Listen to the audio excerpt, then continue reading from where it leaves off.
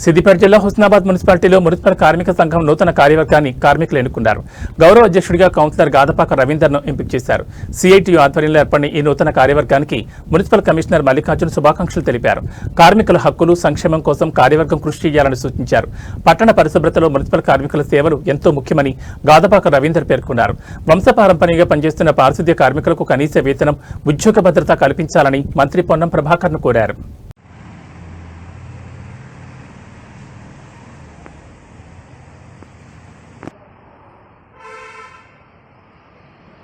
తమ్ముడు ఆగు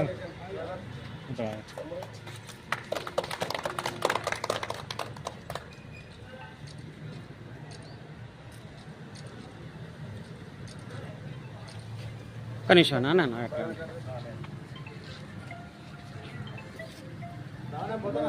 అన్న ఇటు చూడండి.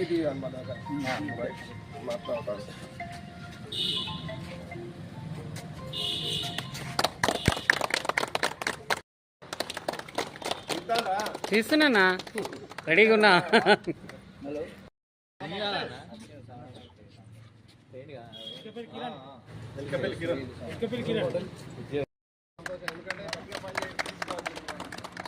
ఊరిని వెలిగించే అన్నే కదా, ఊరిని వెలిగద్దా.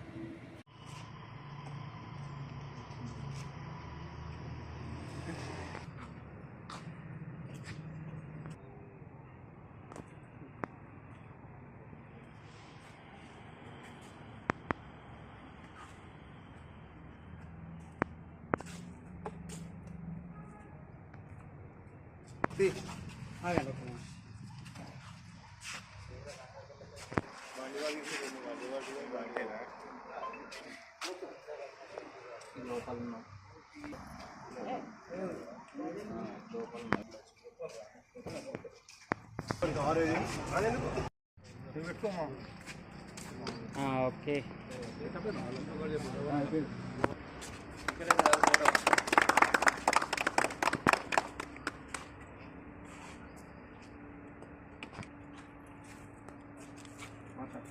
మాట్లాడండి. మీరు ఇద్దరు ముగ్గురు మాట్లాడి ఇంట్రెస్ట్ వాళ్ళు అందరూ మాట్లాడండి. తర్వాత ఈరోజు ఒక నిమిషం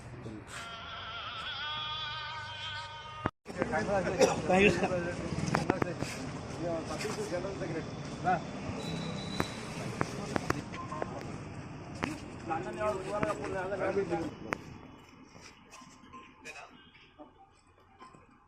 మున్సిపల్ కార్మిక యూనియన్ అసోసియేషన్ అధ్యక్షుడిగా గడిపే సారే అనే నన్ను ఎన్నుకోబడింది. కార్మిక సోదరులకు అందరికీ ధన్యవాదాలు. అలాగే గౌరవ అధ్యక్షుడిగా గాదపాక రవాణా గారిని ఎన్నుకోవడం జరిగింది. అందరికీ కార్మిక సోదరులకు ధన్యవాదాలు, కృతజ్ఞతలు. ఈరోజు హుస్నాబాద్ పురపాలక సంఘంలో కార్మిక సంఘం ఎన్నికలు నిర్వహించుకోవడం జరిగింది. ఇందులో భాగంగా కొండేటి సతీష్ అనే నన్ను ప్రధాన కార్యదర్శిగా కార్మికులు ఎన్నుకోవడం జరిగింది. మా కార్మికులందరికీ ధన్యవాదాలు తెలియజేస్తున్నాం. మున్సిపాలిటీ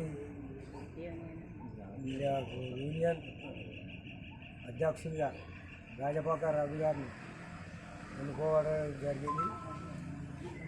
అందులో గడిపే సారే అధ్యక్షులు కొండేటి సంపతి ప్రధాన కార్యదర్శి ఎన్నుకోగలిగిన కార్మికులకు యూనియన్ ప్రెసిడెంట్ ధన్యవాదాలు. ఏదైనా కార్మికులకు చెందవలసిన అటువంటి ప్రతి దాన్ని వాళ్ళ ద్వారా మాకు అందే అటువంటి ఉపయోగించవలసిందిగా మనం కోరుకుంటున్నాం. పెద్దలందరికీ ధన్యవాదాలు తెలుపుకుంటూ హుస్నాబాద్ పురపాలక సంఘం కార్యాలయంలో పనిచేస్తున్నటువంటి పబ్లిక్ హెల్త్ వర్కర్సు అంటే శానిటేషన్ సిబ్బందికి సంబంధించి నూతన కార్యవర్గాన్ని ఎన్నుకోవడం జరిగింది. గతంలో కూడా 2014 నుంచి 2019 వరకు కూడా నన్ను గౌరవ అధ్యక్షునిగా ఎన్నుకొని అనేక పోరాటాలు చేసి వేతన పెంపు కోసం కానీ జిల్లా రాష్ట్ర స్థాయిలో ఉండేటువంటి పిలుపు కార్యక్రమంలో భాగంగా అనేక కార్యక్రమాలు నిర్వహించడం జరిగింది. మరియు మళ్ళా మధ్యలో కూడా వాళ్ళ కార్యవర్గం పటిష్టంగా కొనసాగింది. అప్పుడు కూడా వాళ్ళు అనేక పోరాటాలు చేసిండ్రు. మళ్ళీ ఇప్పుడు నూతనంగా ఈరోజు మున్సిపల్ సిబ్బంది సిఐటియు ఆధ్వర్యంలో వీళ్ళు నూతన కార్యవర్గాన్ని ఎన్నుకున్నారు. సిఐటియు అనేక పోరాటాలు రాష్ట్ర జిల్లా స్థాయిలో మున్సిపల్ కార్మికుల కోసం చేస్తూ ఉన్నది. కనీస వేతన చట్టాన్ని అమలు చేయడం కోసం, వీళ్ళను పర్మనెంట్ చేయడం కోసం అనేక పోరాటాలు కూడా చేస్తూ ఉన్నది. మరి కార్యవర్గం ఎన్నుకోవడం, యూనియన్ ఎన్నుకోవడం, సంఘం పెట్టడం అంటే ఇది ఎవరికో అనుకూలం, ఎవరికో వ్యతిరేకం కాదు. వాళ్ళ హక్కుల కోసం నిరంతరం పోరాడుతూ శ్రమ, పని దినాలను తగ్గించడంతో పాటు, తర్వాత పని గంటలు తగ్గించడంతో పాటు వాళ్లకు కనీస వేతన చట్టాన్ని అమలు చేయాలి. వారికి పర్మనెంట్ శాశ్వతమైనటువంటి ఉద్యోగ భద్రతను కల్పించాలి. తర్వాత ఇన్సూరెన్స్ కానీ, ఈఎస్ఐ కానీ, పిఎఫ్ సౌకర్యాలను వాళ్ళను అమలు చేయడానికి పూర్తి స్థాయిలో ప్రభుత్వం మీద సిఐటి ఆధ్వర్యంలో పోరాటం చేయడం జరుగుతుంది. మరి నన్ను గౌరవాధ్యక్షునిగా ఎన్నుకున్నందుకు ఈ 113 మంది ఉన్నటువంటి హుస్నాబాద్ మున్సిపల్ కార్మిక సోదరి మనులందరికీ హృదయపూర్వకమైనటువంటి ధన్యవాదాలు, హృదయపూర్వకమైనటువంటి జైభీములు. మరియు వీళ్ళ యొక్క సమస్యల కోసం పూర్తి స్థాయిలో నేను పనిచేయడానికి సిద్ధంగా ఉన్నా. అనుభవం ఉన్నటువంటి మన బాపు ఎల్లయ్య గారు ఉన్నారు. ఆ తర్వాత సారన్న ఎప్పటి నుంచో అధ్యక్షునిగా పనిచేస్తూ ఉన్నారు. మిగతా సతీష్ కానీ, మిగతా కార్యవర్గ సభ్యులందరూ కూడా వారి యొక్క సమస్యల కోసం పోరాడడానికి ముందుంటారు. మనం పనిచేస్తూ కొట్లాడాలి. ఊరిని ఏ విధంగానైతే శుభ్రంగా ఉంచి పురపాలక సంఘం పని ఏ విధంగానైతే మనం మన విధులను, మన బాధ్యతలను నిర్వర్తిస్తామో, మన హక్కుల కోసం పోరాడుతూనే మనం పని కూడా, బాధ్యతను కూడా పూర్తి స్థాయిలో నిర్వర్తించాలి. బాధ్యత పూర్తి స్థాయిలో నిర్వర్తిస్తూ మన హక్కుల కోసం పోరాడాలి. మనం ఎవరికి వ్యతిరేకం కాదు, ఎవరికి అనుకూలం కాదు.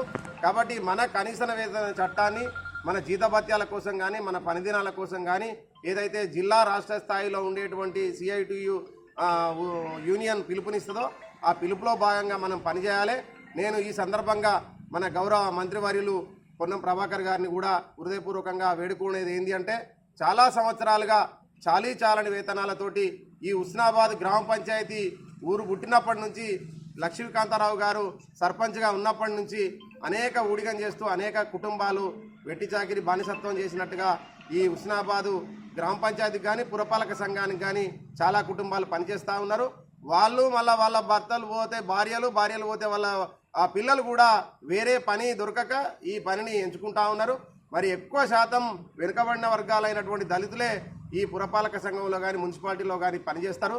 కాబట్టి వారి యొక్క కనీస వేతన చట్టాన్ని అమలు చేయడానికి రాష్ట్ర ప్రభుత్వం యొక్క దృష్టికి తీసుకొని పోయి గౌరవ మంత్రివర్యులు కూడా కార్మికుల యొక్క పక్షాన, కార్మికుల పక్షపాతిగా ఉండి వీళ్ళ యొక్క సమస్యల పరిష్కారంలో మాకు సహాయ సహకారాలు అందించాలని, ఎల్లవేళలా మేము తప్పకుండా వారి యొక్క సహకారాన్ని తీసుకుంటామని ఈ సందర్భంగా తెలియజేస్తూ ఈ అవకాశం ఇచ్చినటువంటి